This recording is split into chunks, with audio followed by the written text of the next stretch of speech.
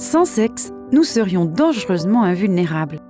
Nous pourrions croire que nous ne sommes pas ridicules. Nous ne connaîtrions pas si intimement le rejet et l'humiliation. Voici ce qu'Hélène de Bothume, auteure de How to Think More About Sex, a à dire sur l'absence de ce langage d'amour universel. Le sexe est, ou du moins devrait être, le signe d'une acceptation inconditionnelle que nous ressentons envers notre partenaire et que celui-ci ressent envers nous. C'est par le sexe que deux personnes s'envoient ces messages cachés réconfortants. Je te trouve belle, je te désire, je t'aime. Pourtant, bien souvent, nos désirs les plus profonds sont ignorés. Il peut sembler honteux et humiliant de l'admettre. Nous nous sentons parfois sales de vouloir plus de sexe, mais faire l'amour est la pulsion fondamentale qui nous rend humains. Sans sexe, pour la plupart d'entre nous, notre relation commence à souffrir et nous commençons également à souffrir de l'intérieur. Qu'est-ce que cela fait d'être dans une relation sans sexe ? Voici 4 signes qui indiquent que tu es peut-être en manque de sexe. Numéro 1. T'es-tu senti mal à l'aise dans ta propre peau ces derniers temps ? Tu attends et attends que ton partenaire t'envoie un regard passionné, mais le moment n'arrive jamais. Par conséquent, tu peux commencer à remarquer de petites imperfections sur ton corps et te sentir indésirable ou peu attrayant. Une étude de 2019, publiée dans le Journal of Women's Health, a révélé que l'image corporelle peut réellement avoir un impact sur la satisfaction sexuelle. Se sentir mal à l'aise dans ton corps pourrait te rendre mal à l'aise pendant tes rapports sexuels aussi. L'étude montre que se sentir attirant est un aspect important de l'activité sexuelle. Les rapports sexuels doivent te donner l'impression que ton partenaire aime et apprécie ton corps. Il est réconfortant de pouvoir être soi-même devant quelqu'un exactement comme on est. Ainsi, lorsque tu n'as pas été touché depuis longtemps, il est naturel que tu te poses des questions sur ton attractivité. Numéro 2. Tu te mets souvent en colère. Selon une étude publiée dans le Journal of Sex Research, les personnes qui veulent avoir plus de rapports sexuels, mais qui ne peuvent pas le faire pour une raison quelconque, font souvent état de sentiments de colère et de frustration.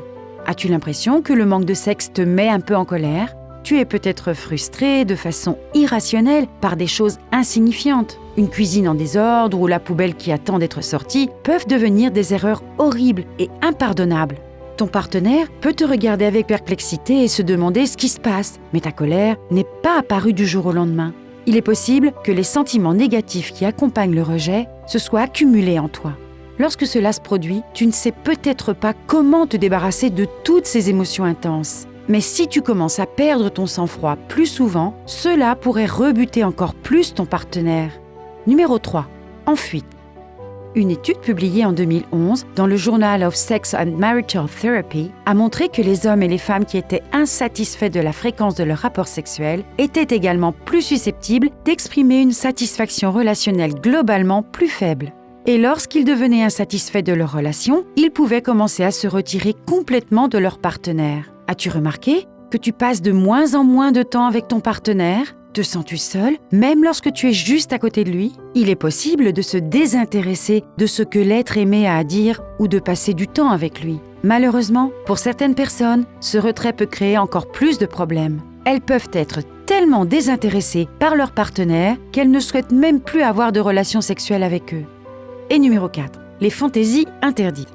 Au final, l'absence de sexe peut parfois nous amener à embrasser une autre personne, que ce soit physiquement ou dans notre esprit. Nous pouvons avoir envie du contact de quelqu'un d'autre. Ce n'est pas parce que nous n'aimons pas notre partenaire, mais parce que nous n'arrivons pas à satisfaire nos désirs inaccomplis. La raison de ce phénomène pourrait avoir un rapport avec la chimie de notre cerveau. Le professeur Dr René Ellerman du Centre médical universitaire de Bonn affirme que l'hormone ocytocine joue un rôle important dans la création de liens entre partenaires. L'ocytocine est communément appelée l'hormone de l'amour. Puis, une étude publiée dans le journal Proceedings of the National Academy of Sciences a montré que des niveaux plus élevés d'ocytocine peuvent en fait augmenter le besoin de monogamie. Ainsi, lorsque nous manquons de l'hormone de l'amour, qui provient du sexe et des liens affectifs, nous pouvons fantasmer sur d'autres personnes en nous demandant comment cela pourrait être si nous étions célibataires et disponibles. T'arrive-t-il d'imaginer être avec quelqu'un d'autre ? Pour ceux qui le font, cela peut être difficile à admettre, même à soi-même. Cela ne fait qu'accroître la culpabilité et la honte que nous ressentons déjà et nous donne l'impression d'être épouvantables. Mais même si l'on se sent mal, il est important de se rappeler d'être indulgent envers soi-même. Ce que l'on ressent fait partie de l'être humain. Pourquoi le sexe est bon ? Comme nous l'avons déjà dit, le sexe est un langage d'amour. En plus de créer un lien avec l'être aimé, il joue également un rôle dans la santé physique et émotionnelle. Des études ont confirmé cette théorie, montrant que le sexe améliore la santé du cœur, soulage les maux de tête, agit comme une forme d'exercice et renforce la fonction immunitaire. Mais peu importe à quel point tu te sens privé, il est important de noter que le point de vue de ton partenaire est également important. Tout comme tu ne dois pas avoir honte de vouloir plus de sexe, on ne doit pas avoir honte d'en vouloir moins. Même si un couple sort ou est marié, les partenaires ne doivent pas se sentir obligés d'avoir des rapports sexuels s'ils n'en ont pas envie. La meilleure chose à faire est de demander ouvertement s'il y a un problème. Et si le problème est un peu plus profond, la consultation d'un sexologue ou d'un thérapeute de couple pourrait être la solution pour améliorer votre relation et connecter à nouveau vos corps.